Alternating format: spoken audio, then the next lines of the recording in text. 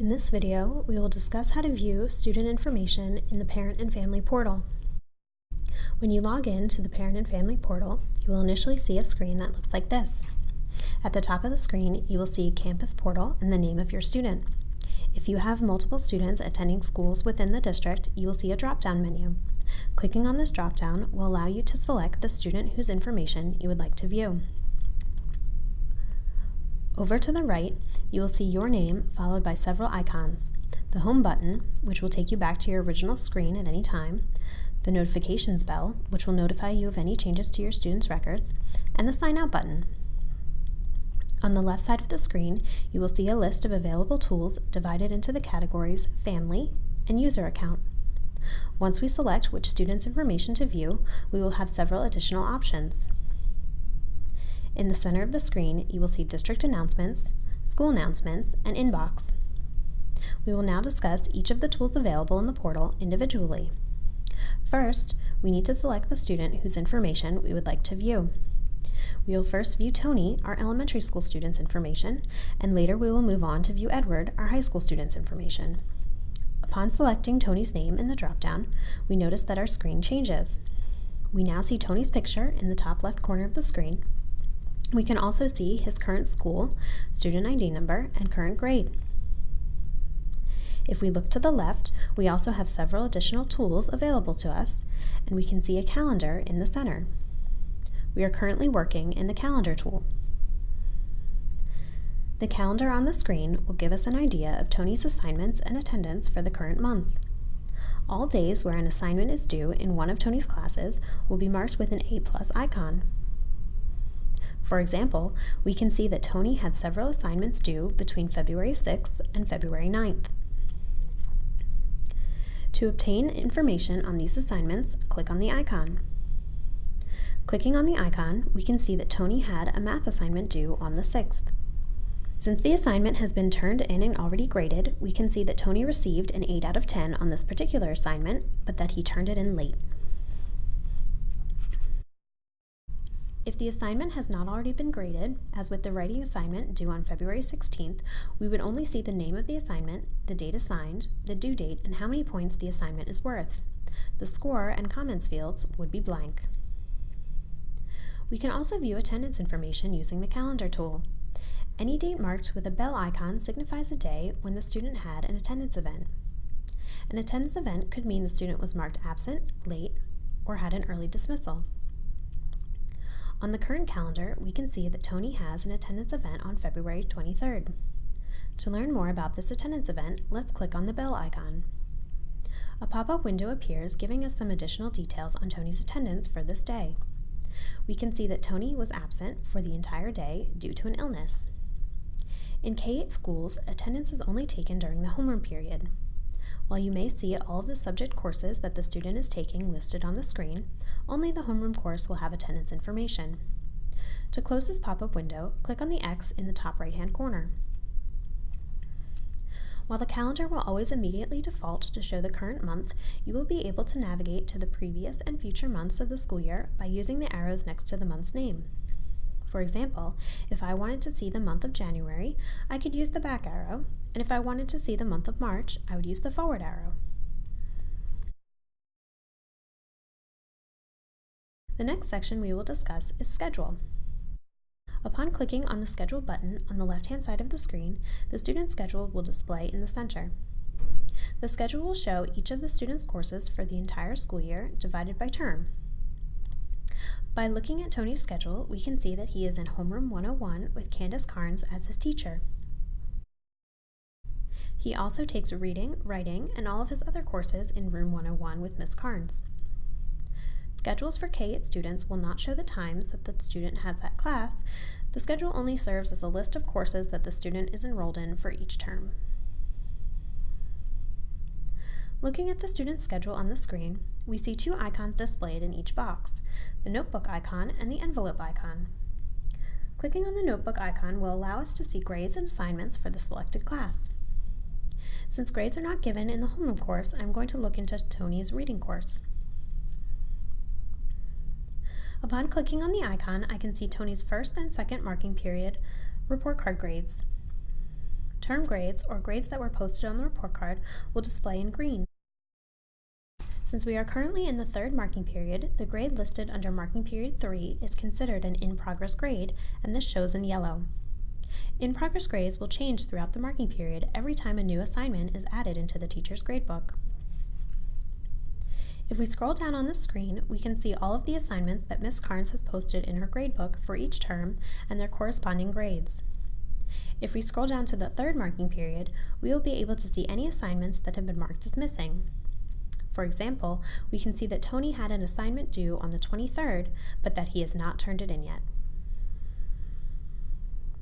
If we go back to look at Tony's schedule, let's now select the other icon, the envelope. Clicking on this icon will allow us to email the teacher of the selected course. The next tool available on the left-hand side of the screen is the attendance tool. Clicking on this will show all of the attendance information for the student. The small calendars at the top of the screen will show all days with attendance events highlighted. The color in which the dates are highlighted will indicate if the events are excused, unexcused, exempt, or unknown. Using the back arrow to the left of the calendars, we can see all previous attendance events for the year.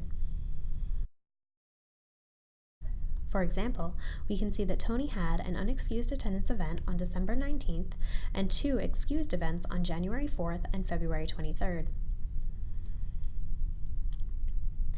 If we wanted to see information regarding a specific attendance event, we could just click on the highlighted date on the calendar. We receive the same pop-up window as we did in the calendar tool, giving us extra details. If we scroll down a little on this attendance screen, we can see more information regarding Tony's attendance record. There are several different ways that we can view his attendance information, by course, period, day, or term. Let's remember a few things about how K-8 schools are taking attendance. 1. K-8 schools only take attendance in homeroom. For this reason, you will only see the homeroom course listed if you view the attendance record by course. 2. K-8 schools have 2 periods during the day, an AM period and a PM period. For this reason, 1 full day absence will count as 2 period absences if we view the attendance record by period. Let's look a little deeper into Tony's attendance record on the portal. Sorting by course, we see Tony's homeroom 1 with Ms. Carnes listed. We see that he has 8 periods absent and 1 tardy. To get a list of the dates for these attendance events, click on the arrow under Course. This will expand to show the exact days that Tony was absent or tardy. If we move on to view Tony's attendance record by period, we see a different view. Here, we can view the record by term. We can see that Tony had 2 AM and 2 PM absences during the third marking period. Even though the period total is 4 absences, we know that this is only 2 days. If we click on the number, we can see both of these absences were coded as excused absences.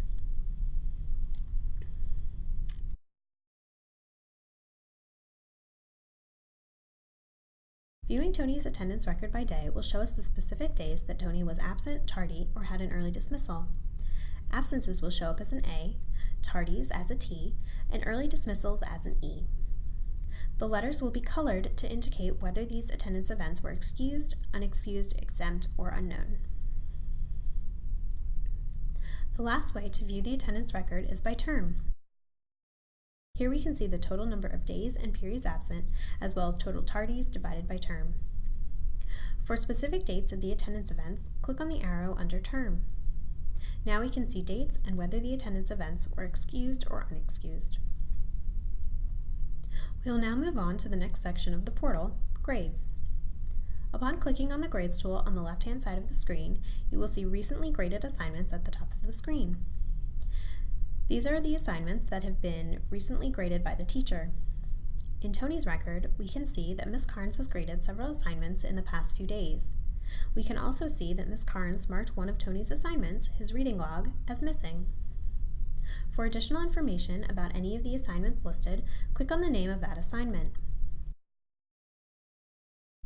Here we can see the contact information for Ms. Carnes listed at the top of the screen.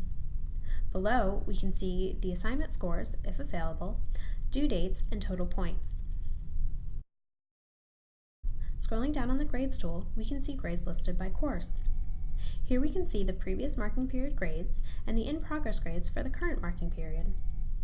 For Tony's math class, for example, we see that he received an 86% for the first marking period, an 89% for the second marking period, and he currently has an 86.5 average in the third marking period. If we were to click on the name of the course, we would be able to see each of the assignments listed for the current marking period.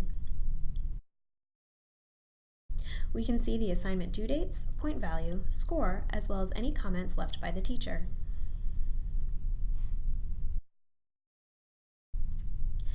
In the health section of the portal, we can see the immunization record for Tony. We see a list of various vaccines and whether or not Tony is compliant or non-compliant. If you see anything on the screen that is not correct, please contact the school directly. The next section of the portal is the to-do list. The to-do list will show all of the selected students' upcoming and past due assignments. All upcoming assignments will show in black with the due date and how many days are remaining until the due date listed. All past due assignments will display in red with how many days the assignment is overdue.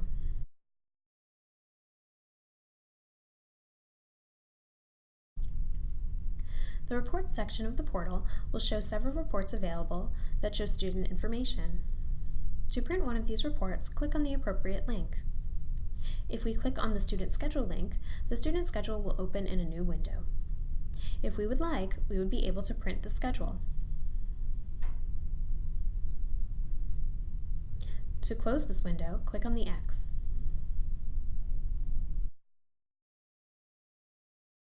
The next section of the portal is the demographics section. This section will display some of the student's personal information, including legal name, gender, and date of birth. Below, the screen will also display the emergency contact information for the selected student.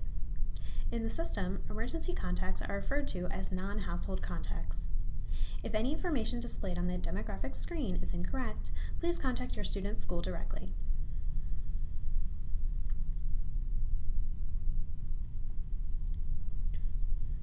Now let's look at our high school student, Edward. The majority of Edward's information will display the same as Tony's. To change the student whose information you are viewing, scroll to the top of the screen and select Edward's name from the Select a Student drop-down menu. We will now be able to view all of Edward's information. We see his picture, school, student number, and current grade in the top left-hand corner. Right now, we are looking at Edward's calendar. We see that Edward has several assignments due this month, as well as a few attendance events. Similar to Tony's calendar, if we wanted additional information regarding these assignments or attendance events, we would click on the icons. We can view Edward's schedule by clicking on the Schedule tool. Unlike Tony's schedule, where the schedule was simply a list of courses, on the high school schedule, we can see the exact periods when Edward is taking each of his classes. To see grades and assignments for a particular class, we would click on the notebook icon. To email any of Edward's teachers, we would click on the envelope icon. Now let's move to the attendance tool. Attendance in high schools is taken by teachers every period. For this reason, we will be able to see every time Edward missed any of his classes. Looking at the calendars at the top of the screen, we see that Edward has an unexcused attendance event on February 12th.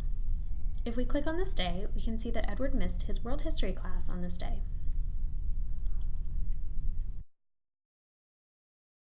Scrolling down, we can see several different ways that the attendance information is organized. If we view the information by course, we can see how many times Edward was absent or tardy from each of his courses for the year. If we view this information by period, we can see how many times Edward was absent or tardy for each period by term. To change the term, we can use the forward or back arrows at the top.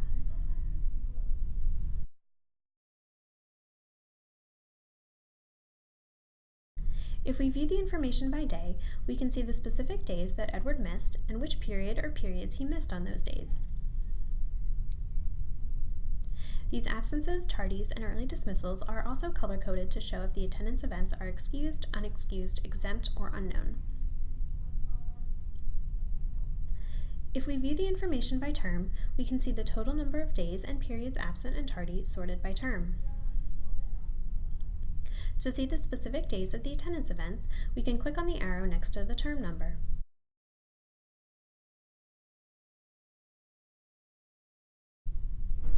Now let's view Edward's grades in the portal. Grades are displayed the same for K-8 and high school students, so this should look very similar to Tony's record. At the top, we see any recently graded assignments. If we scroll down, we can see term grades for previous marking periods and the in-progress grade for the current marking period. To see additional information on the assignments in any course, we can click on the name of that course. Any assignments for the year will be listed.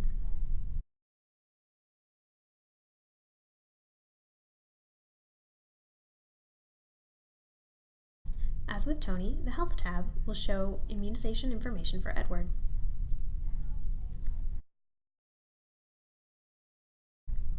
The Academic Progress tool is only available to high school students. This will show your students' progress towards completing all of the graduation requirements. Courses that are shown in green will indicate that the student is on track towards graduation, and courses shown in red will indicate that the student is behind. To see any courses that the student has taken in a department, click on the plus sign. Now, we can see that Edward is currently taking English 1 and that his course will give him 1 credit towards his English graduation requirement. If we wanted to print out an expanded version of this record, we would select the Academic Plan Progress Report. For this report, we would select the Detail option and select All to give us the most information. Then click Generate Report. This report will show us the list of courses that Edward has taken, the scores he has received, and how many credits he has earned towards his graduation requirements. It looks like our student Edward still has quite a few courses to take before he completes his graduation requirements.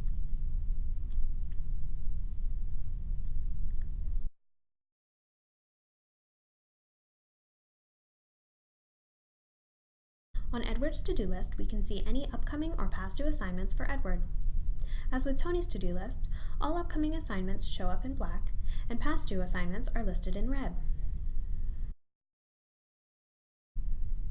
Several reports are available for Edward in the Reports section of the portal. These reports will give additional information on Edward's student record. Once again, clicking on the Demographics tool will list Edward's personal information as well as his emergency contacts.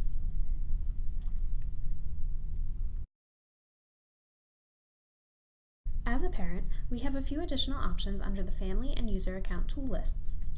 If we click on any of these tools, we will notice that it will not show information that is specific to one student. When we click on Messages, the student pictures at the top of the screen disappear. Within the Messages tool, we see the Parent and Family Launchpad. Here, we would have the ability to access School Selection or SchoolNet. If we scroll down, we can see any school announcements or any messages sent directly to our inbox.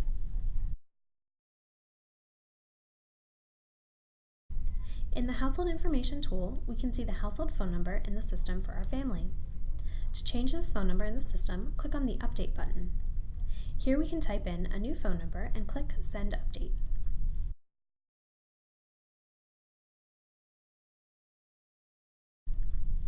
This will update our phone number in the system. Please note that some changes might not be reflected in the portal immediately. To change an address or any other household information in the system, please contact your student's school directly. The Family Members tool will show all of the people listed as living in your household in the system. For example, we can see that Edward, Tony, Francine, James, and Aya all live together. We can also see contact information for each family member as well as their relationship to other family members. If any of the information found on the screen needs to be corrected, please contact your student's school directly. The Calendar and To-Do List tools located under Family will display the calendar and to-do lists with information for all students. For example, on the Calendar tool, we now see both Tony and Edward's assignments and attendance events listed. On the To-Do List, we can now see both Tony and Edward's upcoming and past due assignments.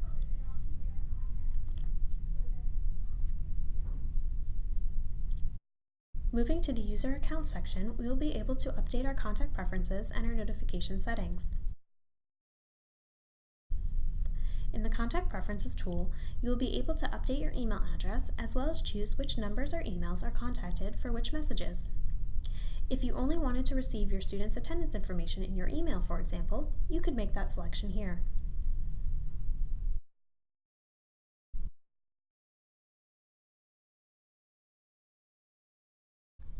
If you wanted to receive messages in another language, you would also be able to make that selection on this screen. When finished with your selections, make sure you click Save. Next, we can update our portal notification settings. All notifications on the portal are displayed as a number next to the notifications bell in the top right corner. To see your notifications, click on the bell. You will be able to see any new updates to your student record based on your settings. If you have multiple students in the district, these changes will apply to the notifications that you see for both students. For example, Francine Bacon will not be able to only receive attendance notifications for just Tony and not Edward. However, changing the notifications will only affect your personal portal account, and changes to the settings can be made at any time. For now, I'm going to select that I only want to receive notifications for assignments and grades if those grades are less than 80%.